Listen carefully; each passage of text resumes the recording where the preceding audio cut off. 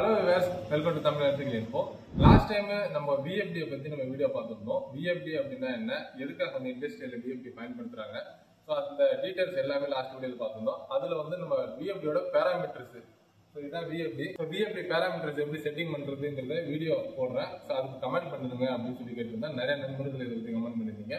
So அதனால இப்போ நான் ஒரு industrial motor control panel MCCB அப்படினு சொல்லுவோம். இதுல ஒரு VFD பிராக்டிகலா நம்ம வந்து பாராமீட்டர் செட்டிங் எப்படி பண்றது, அது மட்டும் இல்லாம டோட்டல் இந்த சர்க்யூட் டயகிராம்ஸ் பத்தி நம்ம வந்து டீடைலா பார்க்க போறோம். இந்த VFDக்கு நம்ம என்னென்ன கனெக்ஷன்ஸ் பண்ண போறோம், சர்க்யூட் டயகிராம்ஸ் பார்த்து நீங்க எப்படி எல்லாம் இந்த VFD ல கனெக்ஷன் பண்ண முடியும் அப்படிங்கிற அந்த டீடைல்ஸ் எல்லாத்தையும் பார்க்கலாம். வாங்க வீடியோக்குள்ள போலாம்.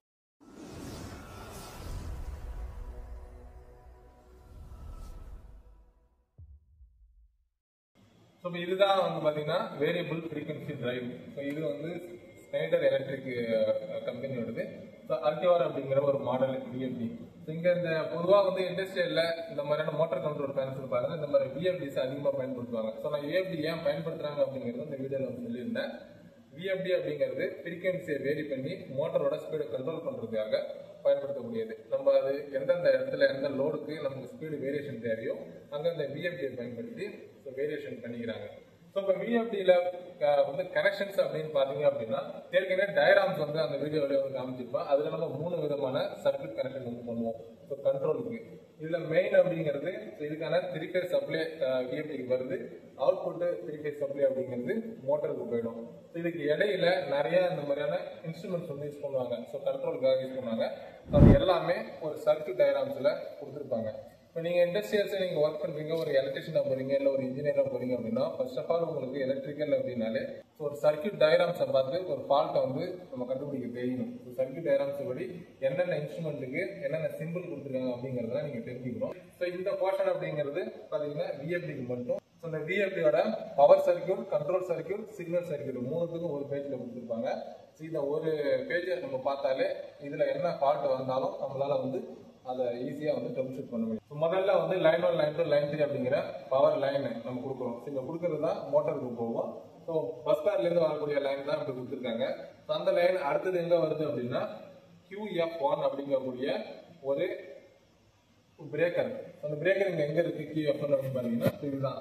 இந்த பிரேக்கர்ஸை வந்து MPCB அப்படின்னு சொல்லுவாங்க, அதாவது மோட்டர் ப்ரொடெக்ஷன் சர்க்யூட் பிரேக்கர் அப்படின்னு சொல்லுவாங்க. ஆக்சுவலாக இது வந்து என்னன்னா இந்த ஓவர் கரண்ட்ல ட்ரிப் ஆகக்கூடியது தான். ஸோ ஒரு பிரேக்கர் நம்ம எப்படி நம்ம பயன்படுத்துறோமோ MCBயோட ஒர்க் என்னவோ அதே சேம் தான். பட் MCBயில் நம்மளால அதோட ஆம்பியர் ரேட்டிங் வந்து நம்ம அட்ஜஸ்ட் பண்ண முடியாது, ஃபிக்ஸடாக வர்றது. ஆனால் இந்த MPCBயில் பார்த்தீங்கன்னா இதை நம்ம வந்து அட்ஜஸ்ட் பண்ணிக்க முடியும். இதுலேயே வந்து செட்டிங் கொடுத்துருப்பாங்க ஓவர்லோடு போலவே. ஸோ ஓவர் கரண்ட் எடுக்கக்குள்ள ட்ரிப் ஆகுறாங்க. ஸோ ஃபர்ஸ்ட் மெயின்ஸில் வந்து வரக்கூடிய சப்ளை அப்படிங்கிறது இதுக்கு தான் வரும். இதுலேருந்து அவுட்புட் ஆகிறது தான் VFDக்கு வரும். ஸோ VFDக்கு வந்துட்டு தான் VFDக்கு வந்துட்டுன்னா இதுதான் VFDயோட இன்டர்ஃபேஸ் சர்க்யூட். இப்போ VFD இன்டர்ஃபேஸில் இதோட கண்ட்ரோல் சர்க்யூட்ஸ் நம்ம பார்க்கக்குள்ள மெயினான ஒரு 3 கண்ட்ரோல்ஸ் வந்து இதில் பண்ணுவோம். ஒன்று என்ன அப்படின்னா இந்த VFDக்கு நம்ம வந்து ஆன் ஆஃப் பண்ணுறதுக்கு, அதாவது மோட்டரை நம்ம ஆன் பண்ணணும் அப்படிங்கிறதுல இந்த VFDக்கான ஆன் சிக்னல் கொடுக்குறது. இந்த PWM அப்படிங்கிற இந்த சர்க்யூட் அதாவது NOல இருக்கும். இது வந்து நம்ம வந்து ஒரு ரிலே கூட இந்த இடத்துல பயன்படுத்தலாம், ஒரு சுவிட்சா இல்லைன்னா நம்ம ஒரு மேனுவல் சுவிட்ச் கூட பயன்படுத்தலாம். ஸோ ஆக்சுவலாக இந்த கான்டாக்டை நம்ம க்ளோஸ் பண்ணுவோம். அதாவது இங்கே பார்த்தீங்கன்னா இந்த 24 வோல்ட் பாயிண்ட், அதாவது இங்கே இந்த டயக்ராம்லேயும் இந்த 24 வோல்ட் கொடுத்துருப்பாங்க. ஸோ இந்த 24 வோல்ட் சப்ளை வந்து போய் இங்கே வந்து ஒரு ரிலே இல்லைன்னா ஒரு கான்டாக்டரோ நம்ம வந்து அதை எனர்ஜைஸ் பண்ணக்குள்ள அந்த NO வந்து க்ளோஸ் ஆகும்போது ஸோ இங்கே சிக்னல் வந்து என்ன ஆகும் அப்படின்னா மோட்டார் ஸ்டார்ட் பண்ணுறதுக்கான சிக்னல் கிடைக்கும். ஸோ இது ஸ்டார்ட் பண்ணுறதுக்கான சிக்னல் கொடுக்கக்கூடிய சர்க்யூட். ரெண்டாவது என்ன பார்த்தீங்கன்னா இதில் இங்கே ஒரு சர்க்யூட் கொடுத்துருப்பாங்க R1A R1C அப்படிங்கிறது. இங்கே பார்த்தீங்கன்னா இது நார்மலி ஓப்பனில் இருக்கும். ஆக்சுவலாக இது என்னன்னா இந்த VFDலேருந்து இந்த மோட்டருக்கு சப்போஸ் மோட்டரோட ஸ்பீடு வேரியேஷனில் வந்து ஏதாவது ப்ராப்ளம் இருக்குது, இல்லைன்னா மோட்டர் வந்து பார்த்தீங்கன்னா இன்கேஸ் ஏதாவது வைண்டிங் ஃபால்ட்டில் இருக்குது, இல்லை ஓவர் கரண்ட் எடுக்குது, இல்லை அண்டர் வோல்டேஜ் ஆகுது அப்படிங்கக்குள்ள இந்த ஏதாவது ஒரு ஃபால்ட்டு இந்த VFDல ஏற்பட்டாலும் ஸோ இது வந்து பார்த்தீங்கன்னா இது க்ளோஸ் ஆகும். அப்படி இது க்ளோஸ் ஆச்சு அப்படின்னா இந்த VFD ட்ரிப் ஆகுது அப்படின்னு அர்த்தம். ஸோ இதோட சிக்னல் எங்கே போகும் அப்படின்னு பார்த்தீங்கன்னா PLC போகும். ஸோ அடுத்தது இதை வந்து நான் எக்ஸ்பிளைன் பண்ணுறேன். ஸோ ஏதாவது சேஃப்டிக்கான ஒரு சர்க்யூட்ஸ் இதை கனெக்ட் பண்ணுறது. மூணாவது தான் வந்து முக்கியமான ஒன்று என்னன்னா நம்ம VFDயை கனெக்ட் பண்ணி விஎஃப்டியை கனெக்ட் பண்ணி நம்ம ஒரு மோட்டரை வந்து ரன் பண்றோம் அப்படிங்கக்குள்ள அதோட ஸ்பீடை நம்ம ஆட்டோமேட்டிக்கா வேரி பண்ணணும் அப்படின்னா அதுக்கான ஃபீடிங் கனெக்ஷன் கொடுக்கக்கூடியது. இப்போ அதுதான் வந்து பாத்தீங்கன்னா இங்க கொடுத்துருக்கிறது A11 டு காமன். ஆக்சுவலா இங்க பாத்தீங்கன்னா காமன் டு A13. ஸோ இந்த பேராமீட்டர்லயே நம்ம வந்து பாத்தீங்கன்னா இதுல A13, A12, A11 அப்படின்னு 3 டெர்மினல் கொடுத்துருப்பாங்க. இதை நம்ம இங்க உள்ள வந்து செட் பண்ணிக்கலாம். அது எந்த டெர்மினல் செட் பண்றோமோ அதுக்கு வந்து அதுல வந்து ஃபீடிங் எடுத்துக்கும். இப்ப காமன் அப்படிங்கிறது இங்க இருந்து என்னன்னா கரண்ட் வந்து ஃப்ளோ ஆகும். ஸோ அந்த போகக்கூடிய கரண்ட் நம்ம இடையில ஒரு பொட்டன்ஷியல் மீட்டர், நான் ஏற்கனவே அந்த வீடியோவில் சொல்லியிருப்பேன், நம்ம ஸ்பீடு வந்து வேரி பண்ணணும் அப்படிங்கிற ஒரு பொட்டன்ஷியல் மீட்டர் பயன்படுத்தி கூட வேரி பண்ணிக்கலாம். ஸோ பொட்டன்ஷியல் மீட்டர் நீங்க பயன்படுத்தினீங்க அப்படின்னா ஸோ அதிகமா இன்க்ரீஸ் பண்ணணும்னா அந்த கரண்டோட ஃப்ளோ வந்து பாத்தீங்கன்னா உங்களுக்கு எந்த அளவுக்கு ஃப்ளோ அதிகமாகுது குறையுதோ அதை பொறுத்து இந்த ஃபீடிங்கை பொறுத்து உங்களுக்கு வந்து ஹெட்ஸ் ஃப்ரீக்வன்சியை அட்ஜஸ்ட் பண்ணி இந்த விஎஃப்டி கொடுக்கும். ஸோ அந்த ஒர்க் தான் இதில் நடக்குது. அதுக்கான கனெக்ஷன் தான் இது. காமன்ல நம்ம எடுத்துட்டு போயிட்டு ஒரு பொட்டன்ஷியல் மீட்டர் எடுத்து மேனுவலா நம்ம இதை கண்ட்ரோல் பண்ணோம் அப்படின்னா அதுலேருந்து வர அவுட்புட்டை இங்க கொடுக்கணும். அதுவே நம்ம ஆட்டோமேட்டிக்கா இதை பண்ணணும், ஒரு பிஎல்சி த்ரூ நம்ம பண்ண போறோம் அப்படிங்கக்குள்ள இந்த கனெக்ஷன் பிஎல்சிக்கு தான் போகும். பிஎல்சி தான் ஃபீடிங் இதுக்கு கொடுக்கும். இப்போ நம்ம பவர் சர்க்கியூட் பார்த்தோம், கண்ட்ரோல் சர்க்கியூட் பார்த்தோம். இது மூணாவதா இருக்குது சிக்னலுக்கான சர்க்கியூட். நான் ஏற்கனவே பல தடவை சொல்லியிருக்கேன், இண்டஸ்ட்ரியல் ஒரு பேனல் இதே பேனலை வச்சு ஒரு வீடியோ கூட பண்ணியிருப்பேன். ஸோ பொதுவாக வந்து நம்ம ஒரு மோட்டர் கண்ட்ரோல் சர்க்கியூட்ஸை பொறுத்த வரைக்கும் இண்டஸ்ட்ரியல்ஸ்ல 3 விதமான சர்க்கியூட் பயன்படுத்துவாங்க. ஒன்று பவர் சர்க்கியூட், ரெண்டாவது கண்ட்ரோல் சர்க்கியூட், மூணாவது சிக்னல் சர்க்கியூட். இப்போ சிக்னல் சர்க்கியூட்டுக்கான டயக்ராம்ஸ் வந்து இதுதான்.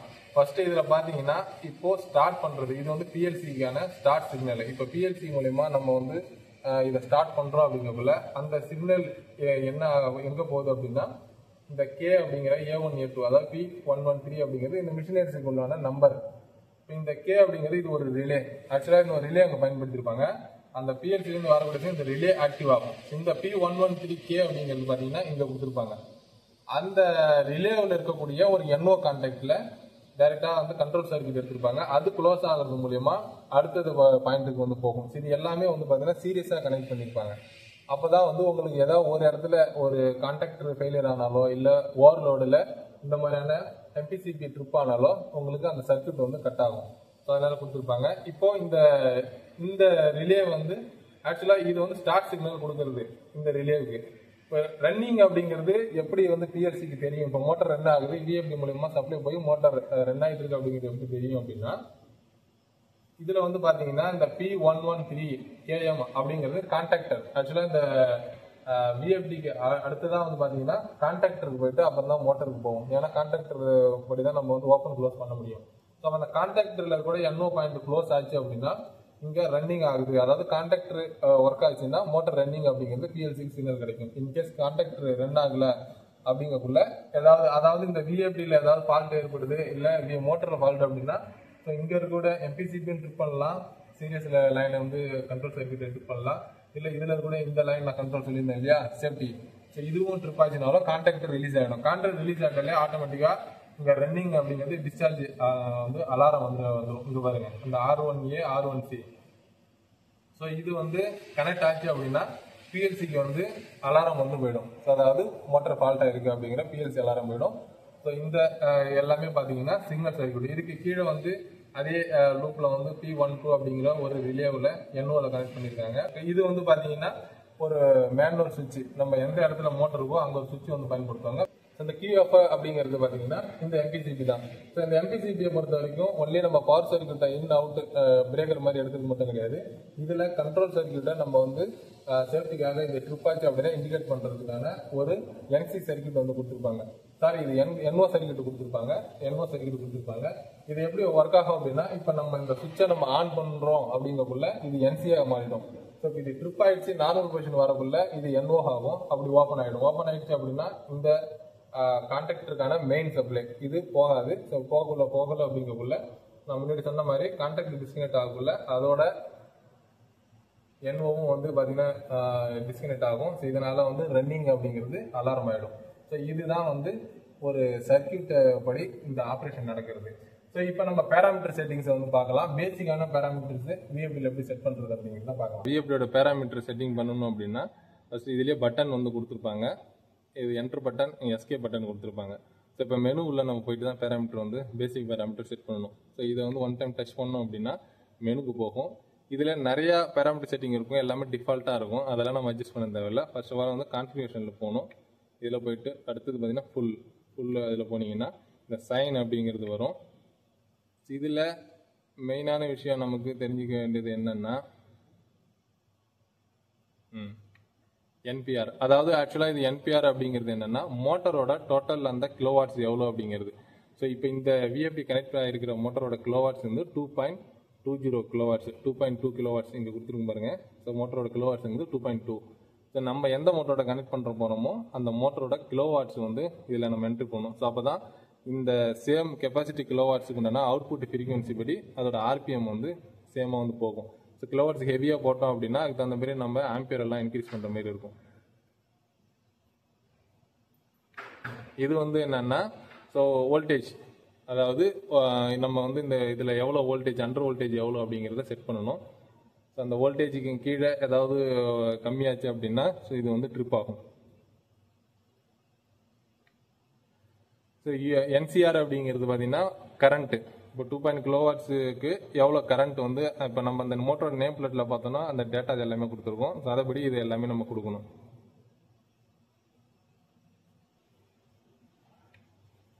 ஸோ இது வந்து பார்த்தீங்கன்னா 50, அதாவது 50 அப்படிங்கிறது 50 ஹெர்ட்ஸ் மோட்டரோட ஃப்ரீக்வன்சி எவ்வளோ அப்படிங்கிறத செட் பண்ணுறது.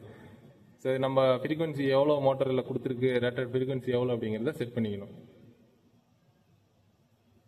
இது ஒரு முக்கியமானது. என்எஸ்பி அப்படிங்கிறது நம்ம அதாவது மோட்டருக்கான ஆர்பிஎம் எவ்வளோ ஆர்பிஎம் அப்படிங்கிறத நம்ம வந்து செட் பண்ணணும். அதாவது எவ்வளோ சில டைமில் பார்த்தீங்கன்னா இண்டஸ்ட்ரியல்ஸில் ஸோ அவங்களுக்கு தேவையான ஆர்பிஎம் தான் வந்து கொடுக்கணும் அப்படிங்கக்குள்ள அதை வந்து நம்ம செட் பண்ணிக்கலாம்.